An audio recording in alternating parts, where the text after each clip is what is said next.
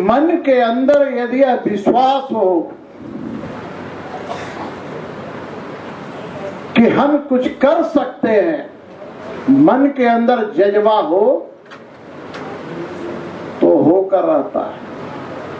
कहा गया है मंजिल उन्हीं को मिलती है जिनके सपनों में जान होती है। पंख से कुछ नहीं होता, हौसलों से उड़ान होती है। आज झारखंड बिहार के लोग यहाँ पर रहते हैं, और जब यहाँ पर रहते हैं तो स्वाभाविक रूप से महाराष्ट्र और बॉम्बे के विकास में अपना योगदान देते हैं। मेरा ऐसा मानना है कि भारत एक है, अटक से लेकर कटक तक और कश्मीर से कन्याकुमारी तक भारत एक है। भारत में रहने वाला हर व्यक्ति कहीं भी रह सकता है, कहीं भी नौकरी कर सकता है, कहीं भी रोजगार कर सकता है। लेकिन एक बात को याद रखना चाहिए, मेरी नसीहत समझ सकते हैं आप जहां रहें, जिस क्षेत्र में रहें, वहां का बनकर रहना चाहिए। यदि महाराष्ट्र में रहते हैं, मुंबई में रहते हैं, यहां से आजीविका मिलती है, यहां से परिवार का भरण पोषण होता है, तो ये मानकर चलना चाहिए कि ये महाराष्ट्र और महाराष्ट्र में रहने वाले सारे लोग हमारे बड़े भाई हैं, और वैसे लोगों को बड़े भाई की तरह इज्जत देना चाहिए। आखिर क्या महाराष्ट्र का चीनी जाता है पूरे देश के अंदर, कोई रोक सकता है उसको? क्या नागपुर का संतरा पूरे देश के लोग नहीं खाते हैं? क्या झारखंड के लोग नहीं खाते हैं? क्या झारखंड की कोख से निकला हुआ लोहा और कोयला क्या महाराष्ट्र में नहीं आता है? क्या पूरे देश के अंदर नहीं आता है? आखिर बहुत सी चीज आती है, मैं उसकी चर्चा नहीं करूंगा। अरे झारखंड तो ऐसी भूमि है जहां के कोख में अमीरी है, लेकिन ऊपर में गरीबी है। आखिर झारखंड से हमारे लोग यहाँ क्यों आए हैं? रोजी रोटी कमाने आए हैं, लेकिन सिर्फ रोजी रोटी कमाने नहीं है, बल्कि सेवा भी करने का काम कर रहे हैं यहाँ पर। और ये भाव ही नहीं होना चाहिए। मेरा तो मानना यह है कि भारत जिस प्रकार से है उसी प्रकार भारत रूपी शरीर है। यदि शरीर का एक अंग मोटा हो जाए तो शरीर भद्दा लगता है भाई साहब। शरीर का कोई एक अंग सूख जाए तो शरीर ठीक नहीं लगता। संतुलित विकास शरीर का होना चाहिए। यदि किसी का पेट निकल जाए तो क्या कहते हैं? अच्छा नहीं लगता। किसी का पैर मोटा हो जाए तो कहते हैं इसको फाइलेरिया हो गया। किसी का पैर सूख जाए तो कहेगा लकवा मार दिया। शरीर का संतुलित विकास होना चाहिए, तो भारत में रहने वाला भारत के हर भूभाग का संतुलित विकास होना चाहिए। हम सब भारतीय हैं, भारत का एक एक हिस्सा का विकास होना चाहिए।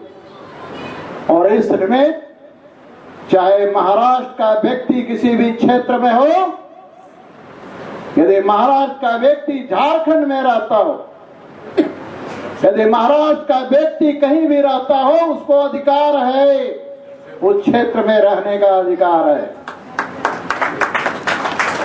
मैं तो मानता हूं कि झारखंड में रहने वाला हर व्यक्ति झारखंडी है, वहां भी कुछ तत्व इस तरह की बातें करते हैं, बारे भीतरी की बात उठाते हैं।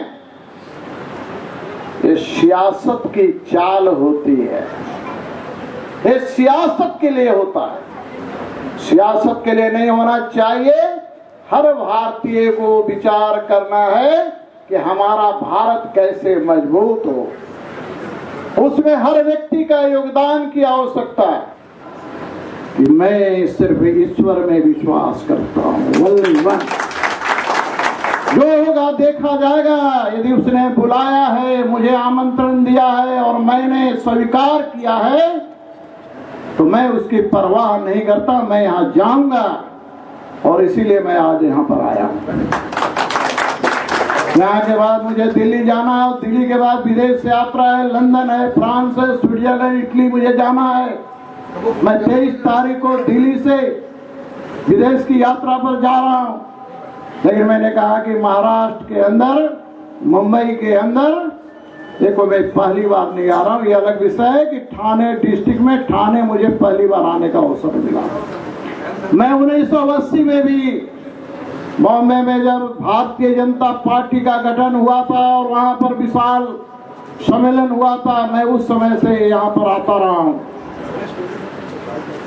मैं यहाँ के सभी लोगों से आग्रह करना चाहता हूं कि चाहे वो झारखंडी हो, बिहारी हो, महाराष्ट्रियन हो, केरलियन हो, भारत के किसी भी भूभाग का रहने वाला व्यक्ति है, वो सारे के सारे भाई हैं।